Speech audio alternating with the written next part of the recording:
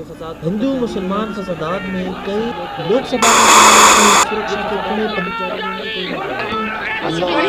खड़े रहते हमारे को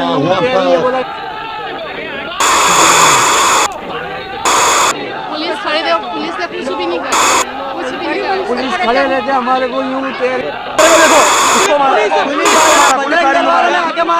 और पुलिस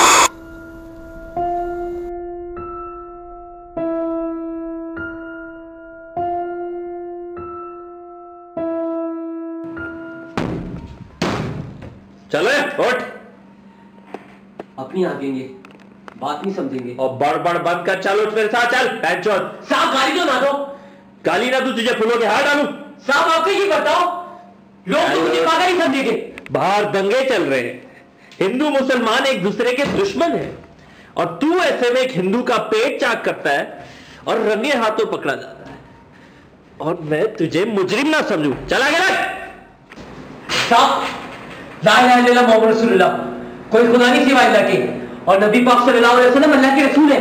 तुम खुद मुसलमान हो, मेरी बात पे यकीन करो, मैं सच के सिवा कुछ नहीं कह रहा। इसका इस मामला से, इन हालात से कोई लेना देना नहीं। बकवास बंद कर।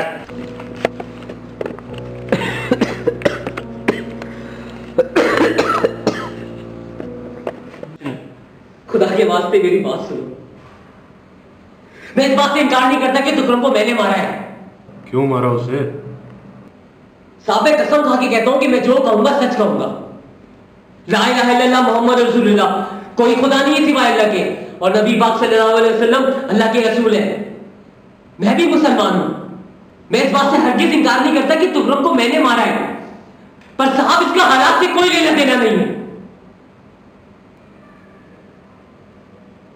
साहब आप औरत साहब के बारे में क्या जानते हो? औरत साहब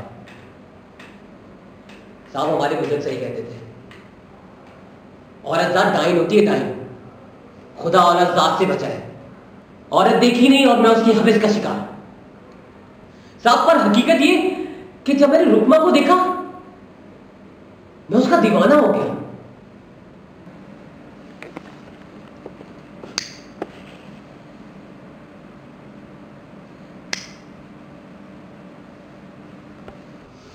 क्या औरत थी साहब।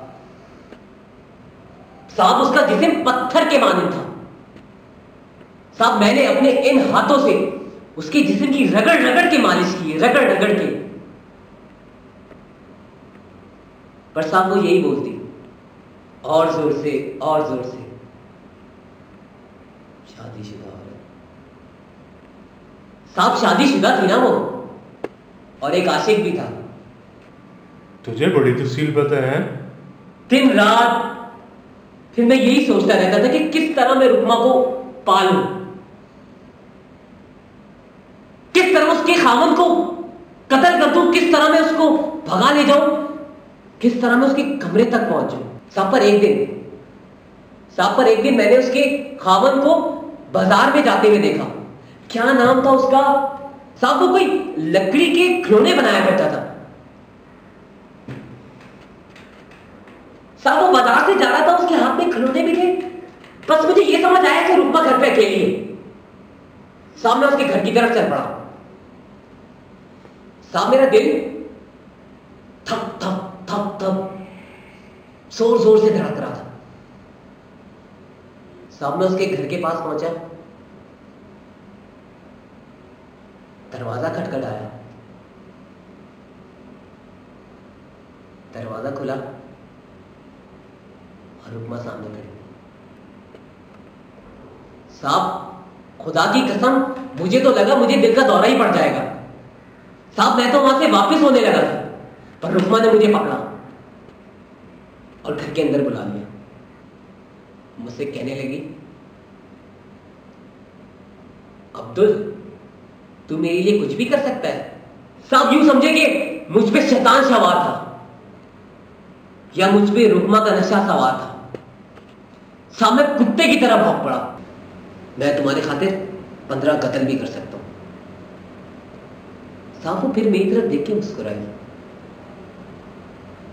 और कहने लगी, मैं जानती हूं। साहब बस ये कह के उसने मेरा दिल जीत लिया। साहब 11वें दिन रात के 2 बजे थे। हाँ साहब 2 बज रहे थे। मैं गली के नुक्कड़ पे सो रहा था। मुझे किसी ने बड़े प्यार से उठाया। साहब मैं उठा तो मैंने देखा कि रुकमा मुझे उठा रही थी। साहब मैंने धीरे से आवाज में पूछा कि रुकमा क्या हुआ? साहब वो कुछ नहीं बोली। उसने कहा मेरे साथ चलो। साहब पानी मिलेगा थोड़ा सा? तुम इधर क्या रुखिया की शादी पे आया है? गला खुश्क हो गया है, कब से बोल रहा हूँ। अच्छा बस इकतदार पानी लेके आ।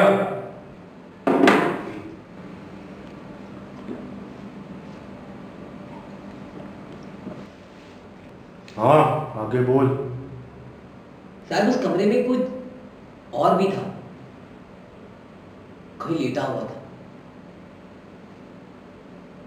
और साहब उसके मुंह पे कपड़ा पड़ा हुआ था। साहब मैंने रुकमा से पूछा ये कौन है?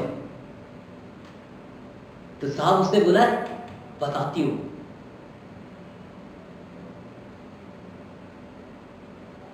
साहब फिर उसने मेरे कान में कुछ ऐसा कहा कि मेरी रोंगटे खड़े हो गए। साहब आप जानते हो उसने मेरे कान में क्या बोला? कि साहब उसने गदरी को मार दिया है, वो भी उसके खिलौने बनाने वाले औजारों से। साहब वो औरत उस लाश के साथ जाके लेट गई और साहब मुझे भी वहां लेटने को कहा। यकीन जानिए साहब मुझे लगा कि मैं उस रात अपनी पूरी जिंदगी के लिए नामर्द हो गया।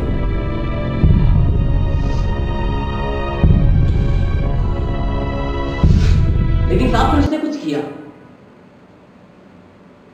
साहब उसने कुछ ऐसा किया कि मेरा सारा खून मेरी जिस्म में वापस आ गया। साहब मैं उस रात को नहीं भूल सकता। साहब एक तरफ लाश और उसके बराबर में मैं और रुकमा एक दूसरे से मोहब्बत कर रहे हैं। फिर साहब सुबह के वक्त रुकमा के साथ मिलके गदरी के 3 टुकड़े किए। साहब उसी के औजारों से। साहब शोर तो हुआ था पर मोहल्ले वाले यही समझोगे कि बेचारा गदरी अपने खिलौने बना रहा है। पर साहब असल मसला ये नहीं था। असल मसला था कि गदरी की लाश को किधर ठिकाने लगाया जाए। अपनी रुकमा भाई को बोलता भाई, उसी ने कत्ल किया, ठिकाने भी खुद लगाती जाके। साहब वो औरत जात थी, मेरा नहीं ख्याल था कि वो ये काम कर सकती है। तब मैंने बस उसके साथ मिलके उसके लाश के टुकड़ों को एक बक्से में बंद किया और उसको ठिकाने लगाने की जिम्मेदारी अपने सर ले ली। साहब खुदा की करनी देखिए, उस रात हिंदू मुसलमान फसादात शुरू हो गए और गवर्नमेंट ने कर्फ्यू लगा दिया। साहब मुझे कर्फ्यू का कोई डर नहीं था। साहब जिस मस्जिद में मैंने गदरी की लाश को फेंका, साहब उस रात उन हालात में हिंदुओं ने उस मस्जिद को जला दिया और साहब सुबह अखबार में गदरी की लाश की कोई खबर भी नहीं आई। साहब 17 दिन गुजर गए, मैं रुकमा से नहीं मिला। साहब 18वें दिन रात को रुकमा फिर मेरे पास आई, मुझे अपने साथ घर ले गई। साहब उसने बत्ती बुझा दी और साहब फिर मुझे नहीं पता चला कि मैं कब खर्राटे लेके सोने लगा। रात के 2 बजे मुझे ऐसा महसूस हुआ कि कोई मेरा गला दबा रहा है। साहब मैंने अपने हाथ खोलने की कोशिश की। साहब मुझे इतनी भी ताकत नहीं थी कि मैं अपनी उंगली हिला सकूं। साहब किसी ने कमरे की बत्ती जलाई। मैंने आंख मलते हुए आंख खोली तो टुकड़ा मेरे सामने खड़ा था। वो मुझे देख के डर गया और चीख मार के कमरे से बाहर भाग गया। रुकमा ने कमरा बंद कर दिया। सब मुझे ऐसे देख रही थी जैसे मैं मर चुका हूं। वो मेरी तरफ आगे बढ़ी, उसी लम्हे दोबारा दरवाजे में दस्तक हुई। रुकमा ने मुझे गुज़रखाने में बंद कर दिया। और दरवाजा देखने चली गई। दरवाजे पे मोहल्ले वाले आ गए थे। वो पूछे थे कि चीख की आवाज कैसी है। रुकमा ने वहां भी बहाना कर दिया कि उसको रात को नींद में चलने की आदत है, वो किसी दीवार से टकरा गई होगी, उसी की चीख होगी। साहब कोई ताकत थी जिसने मुझे उठने पे मजबूर किया। साहब मैंने दरवाजा खोला तो रुकमा खिड़की से बाहर झांक रही थी। साहब मुझे कुछ समझ ना आया और मैंने रुकमा को खिड़की से धक्का दे दिया। मैंने उसके गिरने की आवाज सुनी। साहब मेरी गर्दन पे काफी जख्म थे। मैंने वही तेल अपने जख्मों पे लगाया और रुकमा के घर से बाहर आ गया। साहब रोड पे सब कुछ मामूल के मुताबिक था। वहां कोई भी रुकमा की लाश नहीं थी, कोई हवादार नहीं था, मोहल्ले वालों में भी कोई बेचैनी नहीं थी। साहब मैं हैरान था कि रुकमा की लाश गई कहां। ये रुकमा का आशिक वो जो तुकरम है, जानता थे उसे? साहब तुकरम, साहब वो हमारी गली में फल बेचा करता था। और साहब मुझे नहीं पता कि रुकमा ने तुकरम को कब फंसाया। वो जो बंदा था तुकरम, क्या हुआ उसका? 21वें दिन मुझे बाजार में तुकरम मिला। साहब उसने मुझे देखती मुझे गिरबान से पकड़ लिया और कहने लगा कि मैंने ही रुकमा को मारा है। साहब मैंने उसे अल्लाह का वास्ता दिया, रसूल का वास्ता दिया कि मैंने रुकमा को नहीं मारा है, पर साहब वो मेरी बात ना माना। साहब उसने मुझे धमकी दी कि वो पुलिस में रिपोर्ट कर देगा मेरी। साहब मुझे कुछ समझ नहीं आया था मैं क्या करूं। साहब मैं घर गया और बहुत सोचा और मुझे एक ही नजर आया कि मैं तुकरम को भी मार दूं। साहब बस मैंने अपनी छुरी उठाई और तुकरम की तलाश में निकल पड़ा। साहब तुकरम मुझे बाजार में दिखा, मैंने उसका ताक़ुब शुरू कर दिया। वो गुस्सा खाने में गया, मैं भी उसके पीछे पीछे चल दिया। उसने अपनी टोकरी रखी। साहब उसने अभी पेशाब करने के लिए अपना नाड़ा खोले था कि मैंने उसे आवाज दी तुकरम। उसने मुझे पलट के देखा और मैंने उसकी छुरियां घोंप दी। Cut cut cut. उसी लम्हे वहां पे एक हवलदार भी पेशाब करने आ गया और उसने मुझे रंगे हाथों पकड़ लिया और साहब आपके पास ले आया। साहब ये थी मेरी कहानी।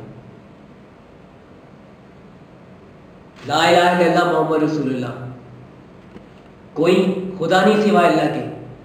और अच्छा यार बस बस, बहुत कम सुन ली तेरी कहानी। मान लिया जो भी तूने किया ये सारा अपने बचाव में किया। जो मरे वो इत्तेफाक था कि वो हिंदू थे। तेरे खुदा रसूल के वास्ते भी सारे मैंने सुने, लेकिन मुझे सिर्फ एक बात का जवाब है।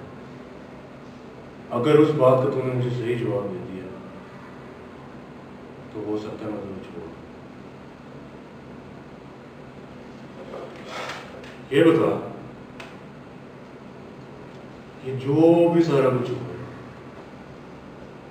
तू इस पे शर्मिंदा है?